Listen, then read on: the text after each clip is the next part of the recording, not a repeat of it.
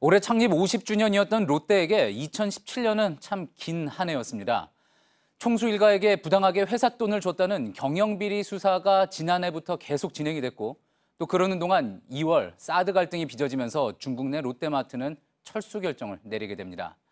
또 최순실 국정농단 사건에도 연루돼 면세점 청탁을 위해 K스포츠재단에 70억 원을 준 혐의로 신동빈 회장에게 지난주 징역 4년이 구형됐죠. 이에 대한 재판은 다음 달에 진행됩니다. 어제 경영비리에 대한 1심 재판에서 신 회장은 집행유예, 다른 총수 일가도 일단 구속을 면하면서 롯데 입장에서는 한숨을 돌렸습니다. 하지만 132일 동안 240명을 투입해 수사에 나섰던 검찰 입장에서는 초라한 성적표라는 지적도 나옵니다. 보도에 김필준 기자입니다. 지난해 6월 10일 롯데그룹 본사와 신동빈 회장의 자택 등 17곳을 검찰이 동시 압수수색했습니다.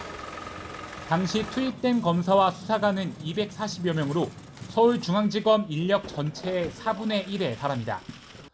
이후 검찰은 최종 수사 결과 발표에서 총수 일가의 총체적 비리를 규명했다며 불투명한 재벌 지배구조의 폐해를 확인했다고 밝혔습니다. 하지만 검찰이 신 회장에게 적용한 6개 혐의 중 1심에서 유죄 판단이 내려진 건 2개에 불과했습니다. 배임 혐의의 중요한 축이었던 자본 잠식 상태의 롯데 PS넷 지분 인수와 유상 증자에 대해 법원은 합리적인 경영상 판단 범위를 벗어났다고 단정하기 어렵다며 무죄를 선고했습니다. 또 임원이었던 장남 신동주 전 부회장에게 급여를 제공한 것을 횡령으로 보기 어렵다면서 이 부분도 무죄 판단을 내렸습니다.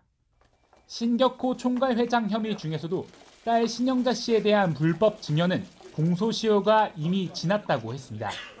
선고 전에 검찰은 총수 일가의 경영비리를 확인했고 규명했다며 자신감을 보였지만 이 같은 말이 무색해졌습니다. 검찰은 무죄 판단 부분을 검토해서 항소 여부를 결정할 방침입니다. JTBC 김필주입니다.